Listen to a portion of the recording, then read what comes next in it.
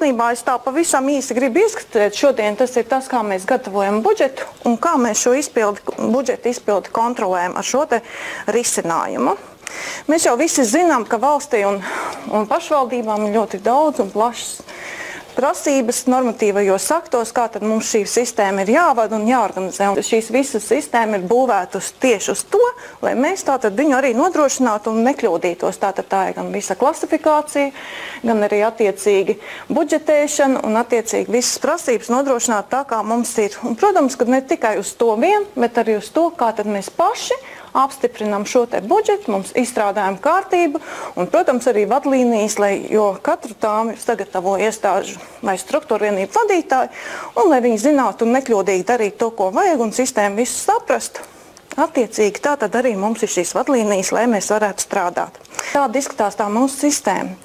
Un tas, kas ir svarīgi, ir tas, ka īstenībā šo sistēmu strādā principā 30 personas, tie ir visi struktūra vienību vadītāji, tie ir finansisti, tie ir auditori, tie ir deputāti. Principā deputātiem ir tikai skatīšanās iespējas, un pamatā mēs esam šīs iespējas devuši tikai skatīšanās režīmā, un tie ir priekšsēdētāja vietniece un komiteja vadīt. Un tātad mums ir 3 dažādas grupas, tātad budžeta ievads grupa, tātad deputāti, kam ir skatīšanās režīms, un finansisti un grāmatveži un audis, kam ir neierobežotas pieejas pie jebkuriem datiem. Tas, par ko uztraucās dažādi iestāžu vadītāji, bija tas, vai manu budžetu neredzēs tas otrs, ja? Tas otrs struktūra vienības vadītājs, neredz. Tās pieejas tiek definētas, viņi var redzēt tikai to, ko viņi var redzēt, un ja viņiem ir lielāks pilnvars, viņiem jābūt vai deputātam vai grāmatvedim. Te var redzēt to, kas tad mums ir. Tie ir klasifikātori, par ko jau Viktors runāja. Klasifikātori netiek vadīti šajā sistēmā. Viņi pārnāk mums no Horizon. Ja? Līdz ar to vienmēr būs tieši tādi paši. Ja vienā maina, otrā būs uzreiz automātiski izmaiņas. Ja? Virsgrāmata ir pieejama analīzē šeit. Budžeta izpildes atskaites, un tās ir ievadformas. Tas ir pats svarīgākā vieta, ar ko mēs darbojamies īpaši gada beigās, ja, un gada sākumā, lai apstiprinātu budžetu. Ir budžeta dažādas atskaites, kuras mums vajadzīgs mēneša pārskati. Tie ir tie, kas ir jādod valsts kasei.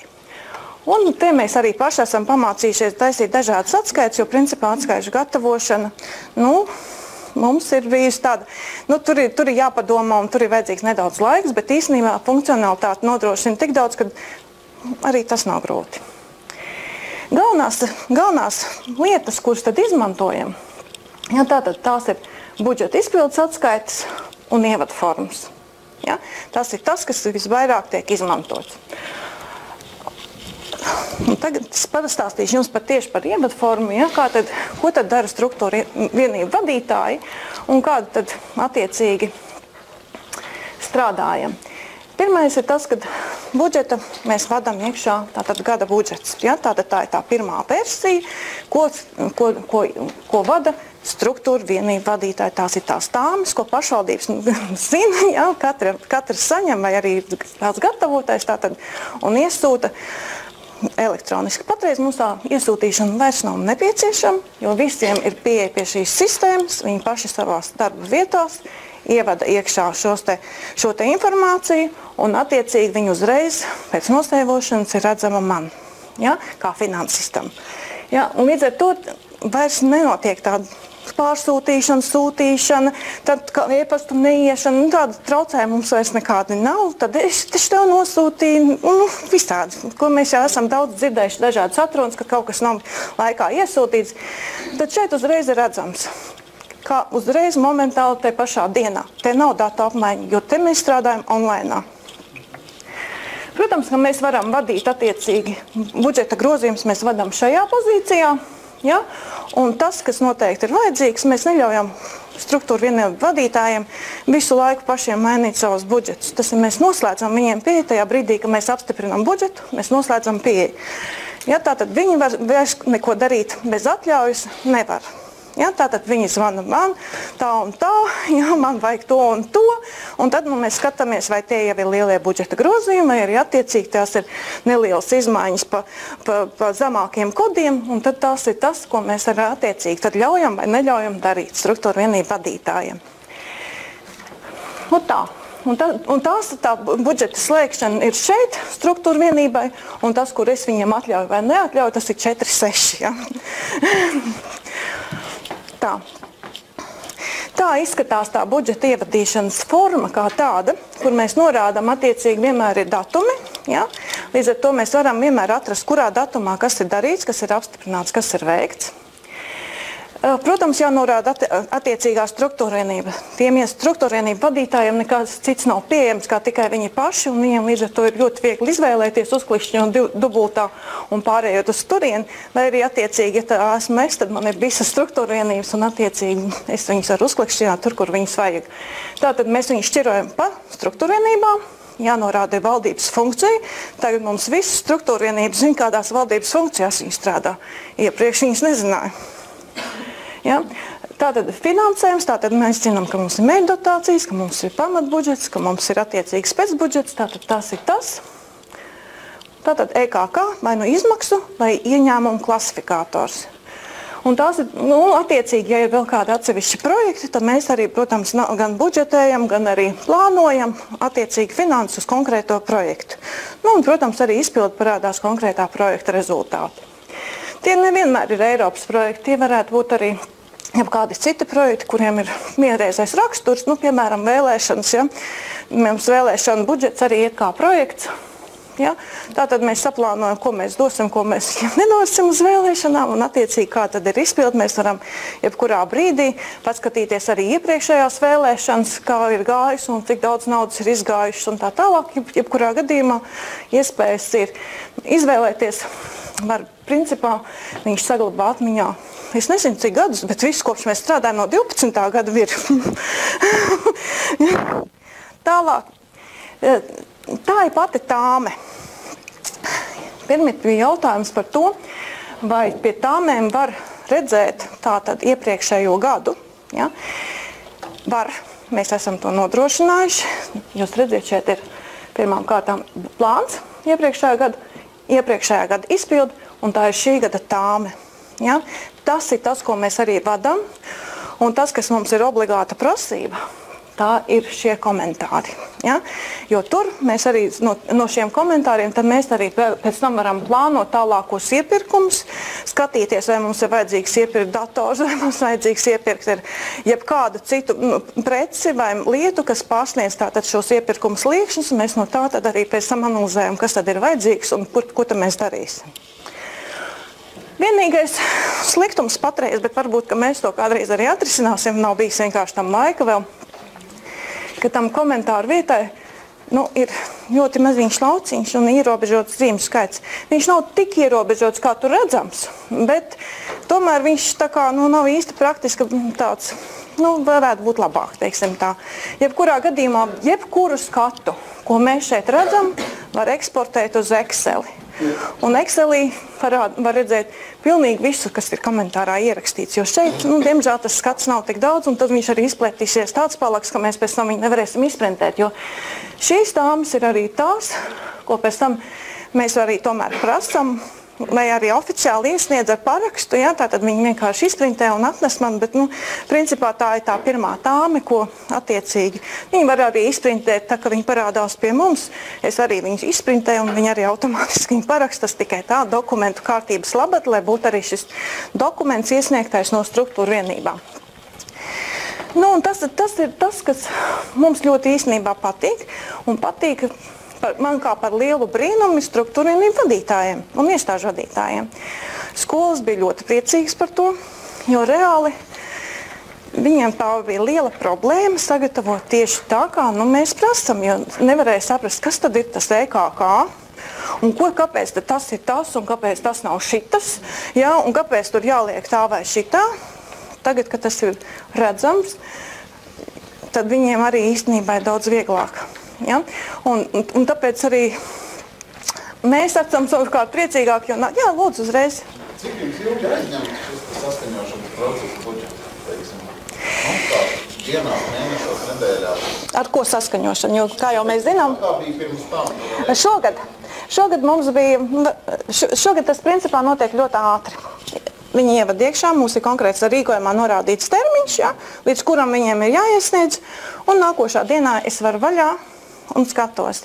Tas, ko viņi vienmēr dara, es līdz parādīšu nākamo slaidu, tajā brīdī, kad viņiem pasaka, jā, tas ir mana gala versija, ja, viņi izklikšķina šeit un iesniedz. Tātad viņi elektroniski man ir iesnieguši, un es zinu, ka tā ir gala versija, un es ar viņu varu strādāt. Un tad es viņu strādāju, un tas ir tas saskaņošanas laiks, cik no ilgi es to varu izdarīt, attiecīgi visas struktūra vienības izskatīt pēc kārtas, jo tas ir tikai, tāda vienkārši, principā to var izdarīt 1-2 dienu laikā, ja. Katrā ziņā tas vairs nav tik ilgi, lai tur skatītos, salīdzinātu, Excelī vadīt, jo tieši tā mēs arī sākumā strādājām, ja. Un tagad jau tas uzreiz ir pieejams, ja tur kaut ko vajag pamainīt, redzu no tiem pašiem komentāriem, ka tur tā kā nav īsti pareizi kaut kas, ja, tad tas ir tas saskaņošanas brīdī, tad es to arī pārbaudu. Un uzreiz virzam uz komitejām, ja, bez jebkādām pārējām citām darbībām. Un tas, kas ir apstiprināts, tas sarkanais, tas ir tas, ko es saku, ko es ļauju vai neļauju. Un tas, kas man visvairāk priecē šajā sistēmā, ir tas, ka šī ir forma, kā mēs apstiprinām budžetu. Ja? Man vairs nav jātaisa speciāli kaut kāda īpaša forma. Es viņu veidoju šajā programmā. Un es zinu, ka man vairs tur nevajag paskatīties un pārbaudīt katru formulu, vai viņa vēl nav tur nobrukusi, vai viss ir kārtībā. Ja? Bet sistēma nodrošina, ka šie dati visi aiziet automātiski, pareizi, skaitļi sakrīt, cipari sakrīt, summas sakrīt. Un tas ir tas, kādā veidā mēs apstiprinām. Tātad tās ir baltības funkcijas, tās ir struktūra vienības, tās ir ekonomiskā klasifikācija un cipars galā. Ja?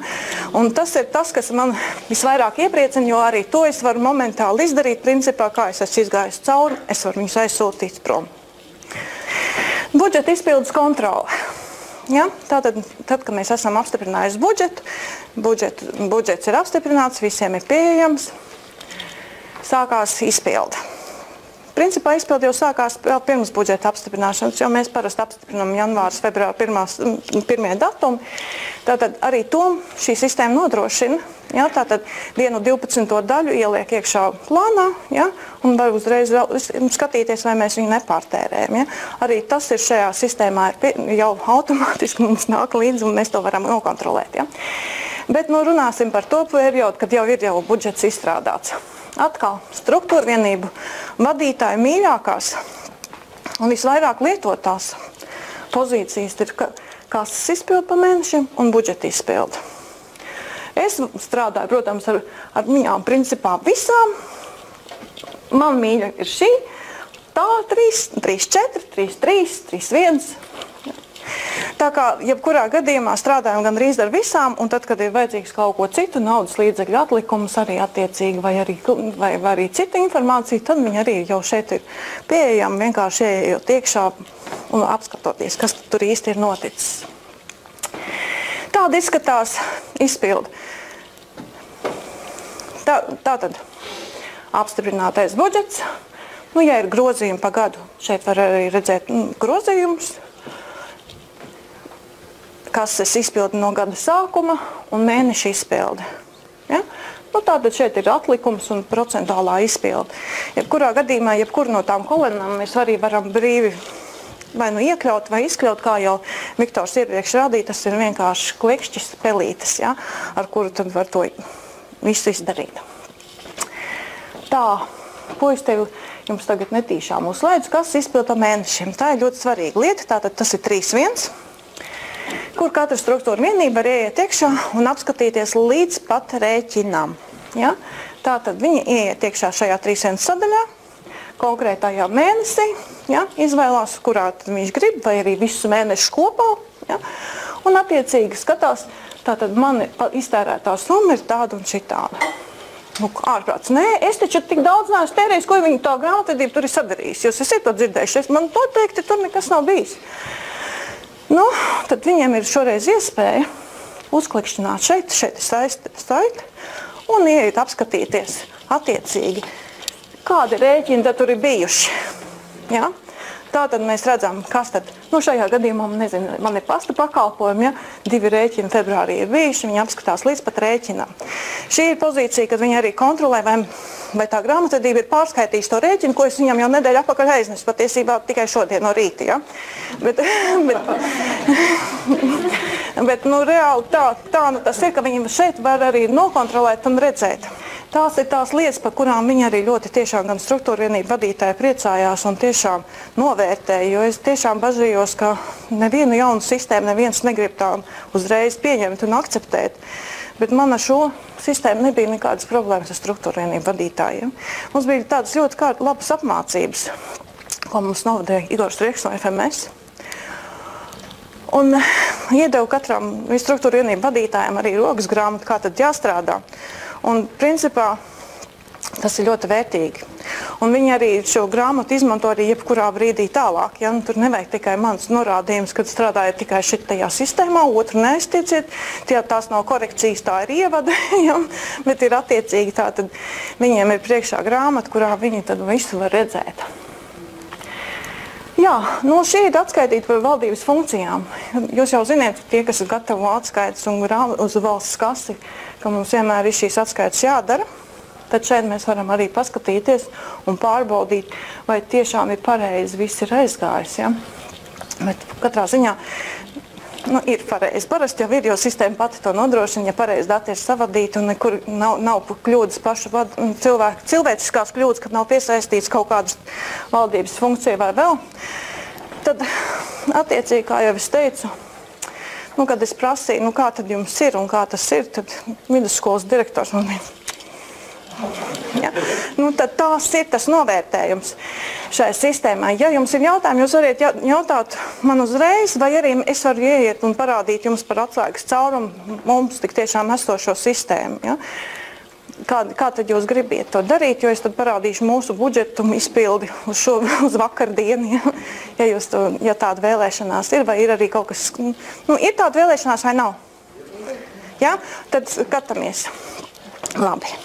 Tā ir mūsu reālā sistēma un situācija tāda, kāda viņa mums ir, un pēc bildēm jūs jau atpazīstiet droši vien. Ja kādreiz mums šīs pozīcijas visas bija sarkanas, tas bija latu modelis, zilais mums ir eiro modelis, ja? Tā kā mums ir arī vizuālas atšķirības, ja? Bet jebkurā gadījumā pagājušā gadā uzsākot budžeta sagatavošanu, mēs visus datus vadījām, un arī struktūra vienību vadītāji vadīja latu modelī. Tātad visa budžeta apstiprināšana mums notika latos, tikai pēdējā brīdī uz domas sēdi tika viss vienkārši izprintēts tieši tas pats, tikai eiro. Ja? Jo, principā, ne deputāti, ne struktūra vienību vadītāji neko nevarēja saprast, kas tās par milzu summām un vai tas ir atbilstoši.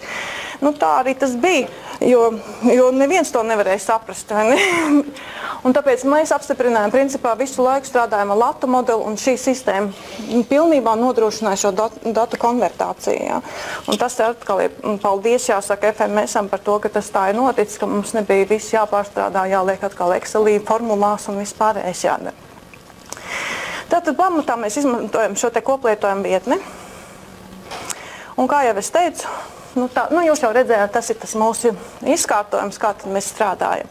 Un tas, ko es gribēju parādīt, jums tieši tā ir tā funkcionalitāte, kā tad mēs strādājam un kā tad es esmu tikusi pie savu budžeta formas, tieši tādus, kā tad mēs attiecīgi grib redzēt attiecīgi deputāti vai priekšsēdētājs, ja, jo katru reizi ir nākot jaunam sasaukumam ir kaut kādi jautājumi, kurus vajag tieši tā vai nedaudz savādāk.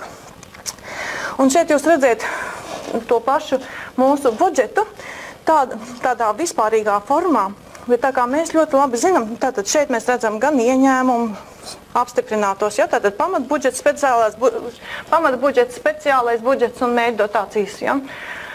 Attiecīgi tātad tas, ko man vajag, lai apstiprinātu budžetu, tas ir tātad principā nevis ar grozījumiem, bet vienkārši budžetu. Pareizi. Es viņu vienkārši izlieku augšā. Tātad man jau vajag to gada budžetu, nevis visas funkcijas. Tātad visas šīs metrikas es esmu uzlikusi augšā. Ja man vajadzētu tikai grozījumus, es uzliku tikai grozījumus. Tā kā nekāda grozījuma šogad vēl nav bijuši, tās ir nulles.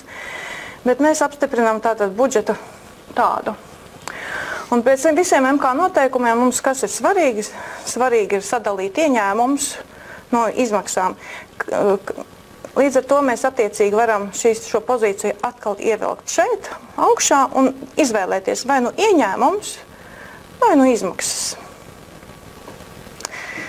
Runājot tieši par izmaksām, šeit rādās visas kopā. Ja? Vai tas ir atbilstoši tā, kā mums vajadzētu? Nu, diez vai. Mums, protams, ir vajadzīga, ievērojot MK noteikumus, kas valdības funkcijas. Mēs viņus ieliekam iekšā. Nu, vienīkšā. Vienīkšā. O, tā. Mēs viņus ieliekam iekšā, visi dati pārgrupējās pa valdības funkcijām. Tātad, ko mēs redzam? Vispārīgās valdības dienesti, attiecīgi tālāk ir parādu darījumi, un attiecīgi, jebkuras visas šīs te valdības funkcijas mēs varam uzreiz redzēt. Es nezinu, kā jūs, bet mēs budžetu apstiprinām tikai 2 zīmju līmenī. Un tas nozīmē to, ka mēs lieko ņemam izdzēšam. Tagad man 3 zīmes, to mēs arī izdzēšam.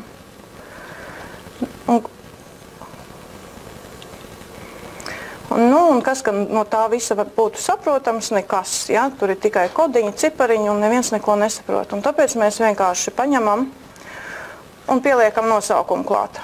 Ja klasifikators ir korekti izpildīts, mums visi nosaukumi parādās. Jūs redziet, cik tas ir īstenībā ļoti vienkārši izdarāms. Nu, protams, mums jau nepietiek tikai arī ar valdības funkcijām. Mums ir vajadzīgs arī struktūra vienības. Mēs viņus ievelkam šeit, tur, kur mums viņus vajag. Un tas ir mūsu budžets. Cik tas daudz laiku paņemtu Excelī un cik tas daudz laiku paņemtu jau kādā citā veidā. Ja, un mēs sagatavojam budžetu šeit uzreiz uz vietas, 5 minūšu laikā, ja, pat nepakaja tik daudz. Ja. Tātad, vai mēs esam priecīgi un laimīgi par šo sistēmu? Jā, jūs jau paši varējāt redzēt un pārliecināties par to. Mēs esam priecīgi un iesakam arī citiem lietot. Saskaņošanas process varbūt ir arī sarežģītāks gan ministrijās, gan citās valsts pārvaldes iestādēs, bet mūsu darbām šī ir ļoti laba sistēma. Tā kā es tikai iesaku, ja jums budžets ļauj, pērciet. Paldies jums par uzmanību.